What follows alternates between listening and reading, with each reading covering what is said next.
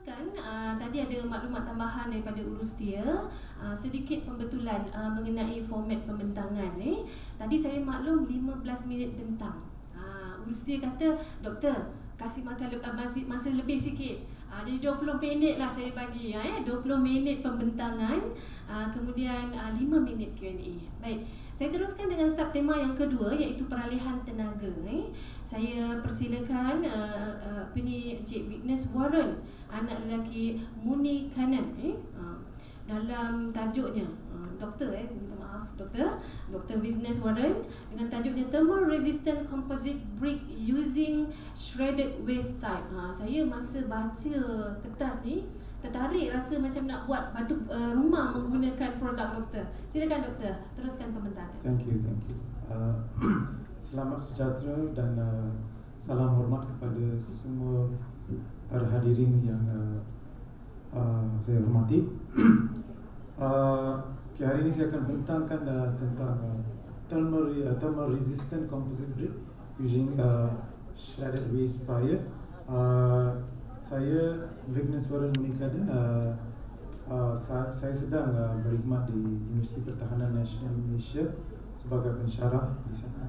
Okey, kajian ni telah kami lakukan selama almost 3 years of research. We almost finished with 2 students on this topic basically. Okay, initial part kita nak kaji tentang impact when we use waste tire ni, apakah impact resistant yang kita boleh create for a brick. Itu yang first part lah. This is second part that I'm going to present today, which is the thermal resistant. Because bila kita buat kajian literasi, literature review, kita mendapati the rubber is very good thermal resistant material. So kita juga nak venture into this basically, right? So the background of this product basically,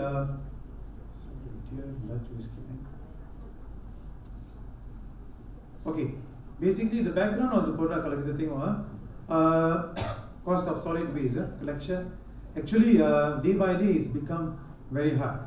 And kalau kita tengok sekarang, kita dah tak ada tempat untuk dumping, untuk dumping area. We don't have a place already. Okay, so we have a lot of issues on dumping areas. Di mana kalau kita tengok on dumping areas issue ni, kita ada pembakaran terbuka, ada yang tempat-tempat yang dumping area yang dia bakar ataupun dia terbakar secara adalah faktor-faktor yang di dumping area itu sendiri, ataupun the quantity of solid waste should be reduced in order to reduce government spending. Actually, we spend a lot of money on dumping, right? So kalau kita tengok in terms of collection itself is very huge. We spend and on top of that, kalau kita tengok negative impact dia, improper solid waste management, basically negative impact is huge. Kalau kita tengok banyak insiden, kalau kita tengok in the past incident, for example, dia buang chemical waste dekat Pasir Gudang, Kim River, yang menyebabkan casualties dan sebagainya. Okay, itu semua adalah dumping area issues. Okay, we have to control it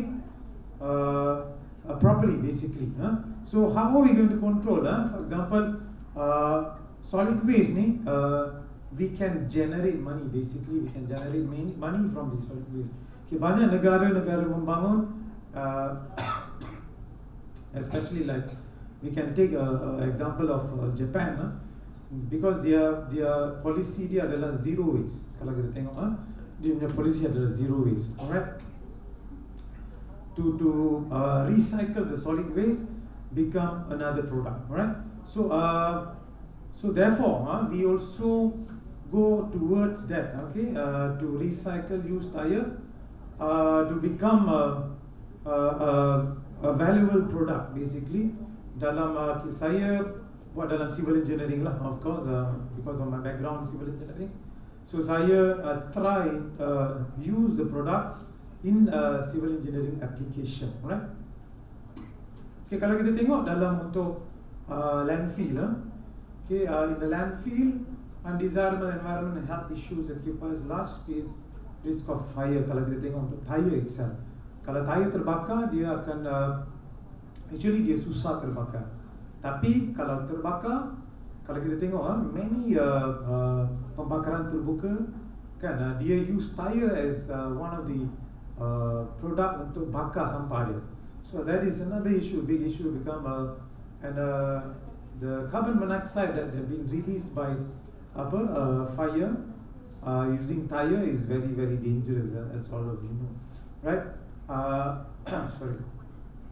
And kalau kita tengok sini, retrading and reuse actually is very good in terms of tire, because kita boleh tengok banyak produk yang dikeluarkan based on waste tire.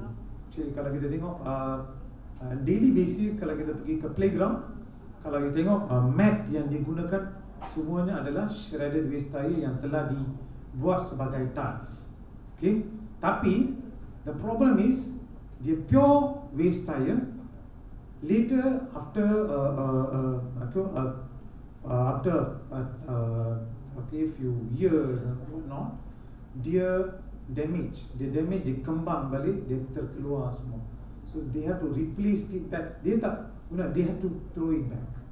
So that is another big problem in terms of recycled tiles using waste tire, right? Okay, then of course kita look into the recycling concept of the waste tire. Dalam waste tire ni, dalam tire ni kita ada komponen like rubber, kita ada steel fiber, right? That we have to separate it. Kita tak boleh terus potong dan terus guna. Kita kena separate it properly, because kalau kita tak separate properly, kita akan ada steel fiber yang ada dalam tire ni, right? So then of course the energy recovery, okay, source of fuel with the application of cement and boilers and so on. Okay, kita boleh gunakan sebagai bahan pembakar as well. Alright. Kalau kita tengok, so huge pile of waste tire. Actually banyak. Kalau kita tengok dekat rumah-rumah dan sebagainya, and this kind of application is not much actually. Kalau kita pergi ke kampung adalah, ada ruku tetangga ke, dia ambil inisiatif, dia buat benda-benda macam ni. And most of household they won't actually do this. Actually, they are not interested basically to recycle the tire, because there's a lot of work actually. Kalau kita tengok, alright. Basically, in terms of background of the product, so when we think what we can use the shredded waste tire, because shredded waste tire ni is actually available in the market, because kita boleh beli, tak ada masalah. Ada industri yang produce the shredded waste tire ni. Okay, dekat industri kita boleh beli. And this is our problem. Kalau kita tengok sini, this is our problem. How we going to do make this a valuable product? So one method that we think of is shred the waste tire. Okay, kita shred the waste tire and we applied it in the brick. What is the implication of the brick? Actually, initially kita try, because sebelum ni kalau kita tengok, kalau kita tengok the application of waste tire ni banyak juga digunakan dalam concrete, tapi not in mortar, right? So mortar, kalau kita tengok, mortar is only cement, sand. Okay, kalau concrete, cement, sand, and they use gravel. Kalau kita tengok gravel ni batu yang besar about 20 mm size biasanya. Okay, they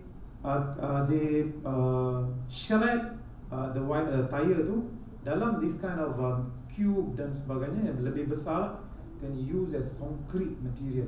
Tapi dalam kita punya research, kita gunakan dia sebagai shredded yang lebih halus, di mana dia boleh menjadi sebagai macam saya cakap tadi, in the first part of my research is towards impact. Kalau kita tengok bila kita jalan di jalan raya, kita ada interlock bricks kan, kita tengok kan. So dalam tu is pure cement and sand, which is we call it as mortar dalam application of engineering, civil engineering.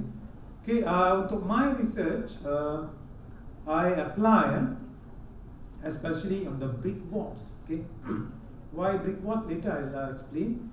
So this product effective since the properties of rubber used in the tire suitable for construction bricks. Sebab apa? Dia wanting in terms of property, later I'll discuss in detail. Okay, basically the tire life cycle dia, kalau kita dah buang ataupun kita nak produce the tire, we go for the raw material, manufacturing, logistics, product use, then end of life. After that, we need to do something with the tire. Okay, macam kita bincang tadi, either kita nak want to recycle or energy recovery, right? Alright, I got 10 minutes more. I'll faster. Alright. Okay, dalam recovery, what happens? Bila kita dah buang the tire, kita biasanya dia ada collectors lah. Biasanya kita akan ada collectors, right? Dia ada collectors. So they collect and they send to the industry. Then there's a cutting process di mana dia akan separate, the wire and the rubber lah, basically rim rubber tu, you can separate it, tire shredder, then screen and become fiber coarse size and ni coarse size yang digunakan dalam konkrit yang lebih besar lah. Macam kita gunakan dia punya size adalah about 1 to 3 mm thickness. The length is about 5 to 7 mm, the length here, right? Okay, in terms of objective of this research, we wanted to see the mechanical properties, and of course we wanted to see the fire and heat resistance of this composite sand brick. All right, then we determine the optimum percentage of the waste tire that can be replaced the aggregate ataupun the sand inside the brick, right? Okay, basically the methodology, of course we use lab scale research. Dalam this research we use shredded waste tire as composite material, and we wanted to test the thermal resistant composite brick, which is a combination of cement, sand and shredded waste tire, and basically it has been widely used in concrete but not in mortar and brick. So this is that is why we wanted to test in the sand brick itself, right? So this is how the flow of our research. Basically, in terms of preparation of the mixed sample, we did some pilot tests, and of course we have to do the compressive strength test because we wanted to see whether the brick itself is suitable for application of in terms of civil engineering construction. And next one, we test on the fire resistance and also the heat resistance, right? Okay, basically conventional brick, we have to follow the exact pattern ataupun exact size of the conventional brick. So you see, there's not no difference basically the size in terms of size. This is thermal brick composite, thermal resist composite brick. This is conventional brick, right? Okay, in terms of result and analysis, kalau kita tengok the average compressive dia, normal control sample ni adalah just now I showed you the conventional brick. Okay, this is higher. The control sample dia punya compressive strength normally is higher. So selepas kita mix dengan shredded waste tire, the strength dia berkurang. Okay, berkurang. Okay, tapi kalau kita tengok the control sample, the normal brick, kalau kita in terms of macam saya cakap tadi, kita test on the heat in terms of what call that, the resistance dia, kalau kita impact, the rubber brick is more resistant in terms of impact. Dia susah nak patah. Kalau kita yang ni with one hit dia akan patah. Kalau brick ni this brick one hit dia akan patah. Kalau this brick 10 hit we can still resist. Alright. Okay, that is the difference basically. In terms of course, in terms of strength dia akan lebih rendah sebab kita dah mix the tire. Okay, kalau kita impact dia akan lebih rendah. Alright. Okay, compressive strength, data after being exposed. Okay, mixer 1, 2 and 3 dah. Kalau kita tengok sini. Okay, macam saya dah explain tadi. Okay, in terms of I want to discuss more on this basically. In terms of fire and heat basically. Okay, kalau kita tengok room temperature remains the same even outside temperature is drop. Okay, for example we test. Okay, kita dah ada 5 minit lagi. Is okay. Okay, in terms of temperature, kalau kita tengok dia drop dekat so blue is temperature inside, temperature outside. Temperature outside drop, but the temperature inside still the same with the control sample. Okay, and for mixture 1, kalau kita tengok mixture 1, the 3%, the temperature outside, is higher, the temperature inside is lower. So that means it doesn't affect much. Okay, from the temperature outside and inside. So it's still very good heat resistant, right? So kalau kita tengok on for mixture 2 and 4%, the pattern is very good. Even the temperature is going up, the temperature inside the room is inside the brick, the model, so still the same, and it doesn't affect much. Okay, same goes to 5%. Kalau kita tengok 5% is the same. So here we can really confirm that the temperature in terms of heat resistance is really good. Kalau kita bakar, we tested in terms of fire, it goes up to about 900 degrees Celsius bila kita bakar normal brick dan juga control brick control brick kita, dan juga with shredded waste tire mixed brick. Okay, both kita bakar, kita dapat a very good result in terms of fire resistance as well. Bila kita test both the brick in terms of compression dia adalah sama. So we can use as a wall to reduce the temperature inside and outside, and at the same time in terms of katakan bangunan terbakar, rubber is very difficult to burn. That's why we use as a tire. Otherwise we don't use. Okay. So to conclude this, okay, thermal resistant composite brick use a very a good material to be used as brick wall application. Easy to construct, very light. Okay, in terms of the weight, reduce 30% of the cost basically, and we can see this savior of cost because kita use waste material, right? So kalau kita tengok in terms of comparison of the price, okay, this is normal brick 30 cents per piece, and after we reuse the recycled waste tire, so we can go for 23 cents per piece, which we already reduce the price basically. Okay, basically to conclude my presentation, the brick actually gives us a sustainable green material because we use waste material, and of course mixture 2 is the best so far. Once we already tested in terms of thermal and also the heat, right? With 4% basically, and we no need to stop basically. There's a few other mix proportions that we can use to different application. Depends on the application basically, right? So in terms of recommendation, the companies have huge potential to use this material, of course, because of cheap and easily marketable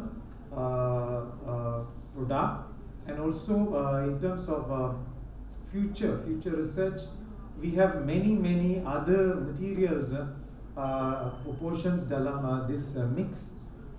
like dipping crumb, rubber ash. So there's many other material we can use to do further research on these applications, right? So with that, I think thank you, and I would welcome some questions based on my research. Thank you. Right, baik, terima kasih kepada Lieutenant Colonel Engineer Teknologis Dr. Vignesh Warren, anak lelaki Muni Kanan. Maaf Doktor atas kekhilafan saya tadi. Baik tuan-tuan perempuan, ada soalan daripada tuan-tuan perempuan dengan bersungguh-sungguhnya mengangkat tangan. Silakan puan. Assalamualaikum Doktor.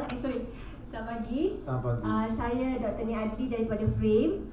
Saya sangat impressed dengan kajian doktor berkenaan dengan pembinaan batu-bata ini. Thank you.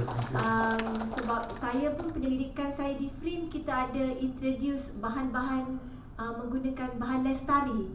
Yeah. So jadi mungkin cadangan lah, bukan soalan. Akan datang pihak doktor boleh adakan satu kajian jejak karbon di mana bagaimana atau kiraan dia ke atas pembinaan yang dibuat menggunakan batu-bata itu tadi. Okey. Terima kasih cadangan yang baik. Baik, terima kasih doktor. Ada soalan lagi? Ya, silakan doktor. Selamat pagi doktor dan semua. Again menarik hasil kajian doktor lah. Soalan saya, sejauh mana doktor you have engage with the industry from your research lah. Okay, currently. And what do you suggest that we can give it a start to our industry? Yeah, it's very good question. Thank you so much, Doctor, for that question. Okay, currently we just finished this research basically a few months back. Actually, this is the paper that I'm presenting now.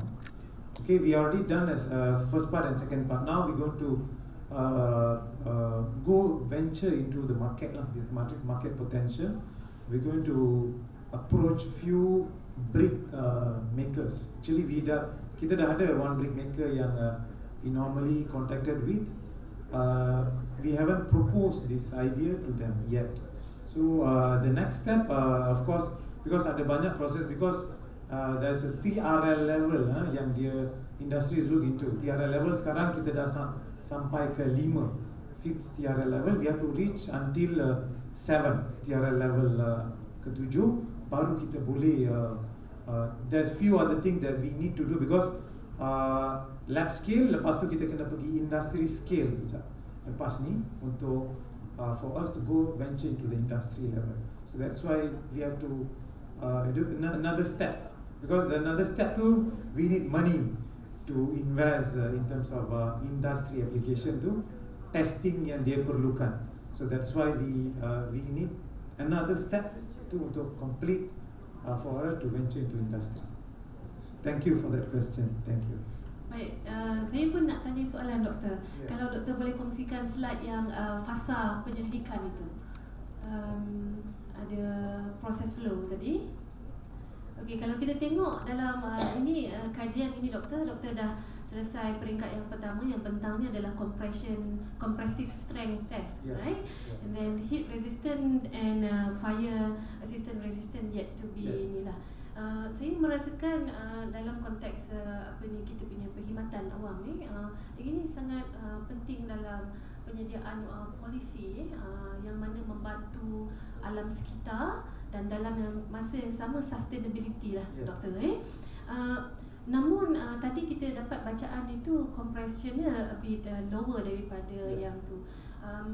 Adakah perancangan doktor dari segi kebolehgunaan material ini dalam bangunan yang mempunyai tingkat yang tinggi, disebabkan dia multi level kan, mungkin compression tu akan memberi efek. Dan adakah nak buat collaboration dengan negara-negara yang mempunyai gempa bumi dari segi kebolehgunaan these types of bricks dalam resistant terhadap gegaran? Silakan doktor. Okay, in terms of brick application ni adalah non-structural member. So kalau kita gunakan dia sebagai structural member, then we have to worry about macam doktor cakap tu, we have to worry about the structural integrity, right? So kalau kita tak gunakan dia sebagai non-structural member, we actually don't need to worry about the structural integrity in terms of we have to worry about fire macam saya cakap tadi, because kalau bangunan terbakar yang effect adalah dinding and also the structure. Okay, structure biasanya kalau the heat is too high, the structure integrity akan jadi lower, dia akan runtuh lah. Okay, as you all know. Tapi in terms of wall application ni adalah wall sahaja. So dia takkan effect sangat in terms of structure. So we don't need to worry, because in terms of the compressive strength yang saya tunjuk tadi, dia tak banyak beza dengan normal brick. Actually we can improve. That's why macam saya cakap tadi, we can do further research to reduce the size, which we can use reduce the we can increase the dia punya compressive strength. Actually ada banyak cara lagi lah kita boleh buat. Baik, terima kasih banyak doktor. Dan saya minta maaf, yang ini saya terpaksa hentikan dahulu. Nanti mungkin puan boleh bertanyakan dengan Dr. Wignes pada dalam sesi selepas ini. Baik, terima kasih banyak doktor atas pembentangan ini tadi.